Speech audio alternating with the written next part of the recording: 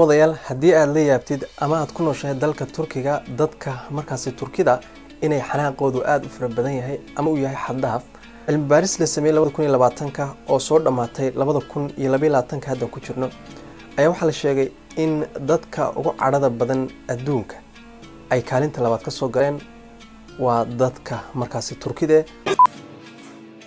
dalka Turkiga waxa ku nool dad Soomaaliyeed oo aad u fara badan dadka Soomaaliyeed ee faraha badan ee ku nool dalka Turkiga ayaa waxay si weyn u ogsoon yihiin in dadka Turkidu ay yihiin xoogay dad xanaaqoodu aad u dhow yahay cadhab badan mararka qaar markaad baska la socotid iyo sidoo kale meelaha ay bulshadu ku kulanto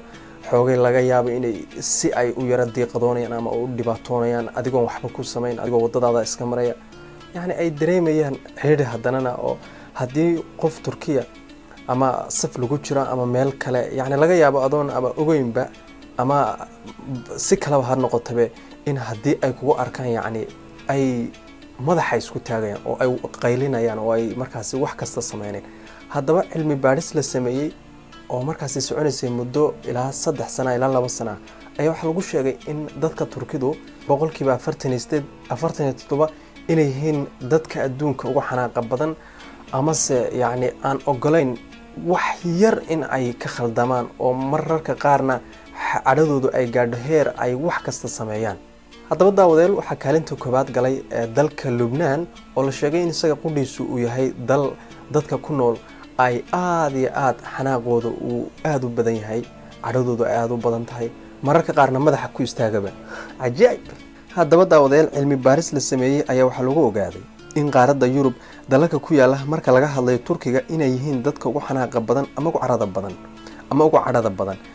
waa Yurube dhanka dalalka Aasiyana marka laga hadlayo isla Aasiyana waa dadka Turkidu waa dadka iyaguna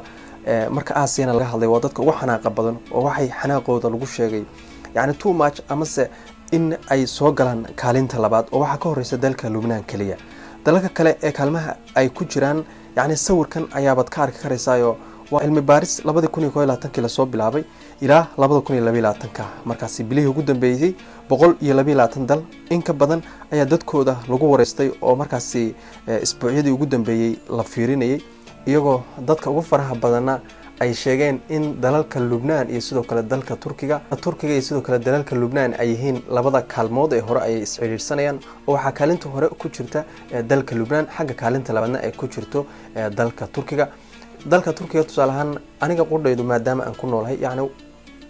marka la fiirinayo daraasadan oo kale xoogay lagama been sheegin oo sababtoo ah waa xoogay waa dad aad moodayso in cadhaduba ay afka iyo sanka iyo meelaha ay ka saaran tahay oo aad ka dareemaysid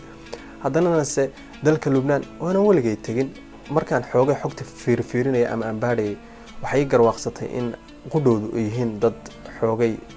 cadhadu ay xagga hore ka saaran tahay haddaba daawadayaal waxaa xusud mudan ugu dambeyn dalka Soomaaliya oo anagu maadaama dad Soomaaliyeed nahay dalka Soomaaliya oo ah dal xoogay burbursan dadkiisu aysan isku tiirsaneyn iyadoo sidaas oo dhan ay tahay haddana kaalmaha oo dhanba muusan gelinba wuxuu galay kaalinta dadka ugu farxadda badan ajaayib waa dalka Soomaaliya ayaan ka hadlana dalka Soomaaliya waxa la sheegay daraasadana lagu sheegay in yihiin dalka ugu farxadda badan ugu dholo cadeynta badan ugu qosolka badan yani dadkooduna yahay dadka ugu wanaagsan ee marka laga hadlay bulsho la dhaqankood inkastoo ay xoogay ay dawlad la'aan iyo dhibaatooyin kale ay iska jiraan haddana waa dadka la sheegay inay yihiin dadka ugu wanaagsan uguna farxadda badan xagga dalka Turkiga oo aan ku noolnahayna ay kaalinta labaad ku jiraan dadka adduunka uguna cadhada badan uguna cajiibsan ilaahay fadligiisa waxaan ka rajaynayaa dalkeena Soomaaliyana in uu maadaama dadka Soomaaliya ay dad ugu farxadda badan dunidan oo daraasadan lagama been sheegin waa daraasad muddo dheer soconaysay in ilaahay dalkeena iyo sidoo kale dadkeenaba qulubtooda wanaag ku wada shubo dalkeena inuu hagaajiyo Soomaalida maadaama dalka Turkiga ku nool yihiin daraasadan ay daraasad sax ah oo dadka Turkida ay tilmaamaysa ay tahay waxaan idin kula talin lahaa inaad xoogay ka digtoonaataan ninka Turkiga ama qofka gabadha Turkida ah in aad mararka aad yani meel isaga hor timaadaan ama se wax ay dhex maraan inaad adigu maadaama aad tahay dadka ugu farxadda badan dunida oo dadka Soomaaliyeed lagu sheegay inaad dib u digtoonaato daawadeen muuqaalkan si shargaray Soomaali kalena si gaarsiid oo welina Soomaalida Turkiga ay ku nooshahay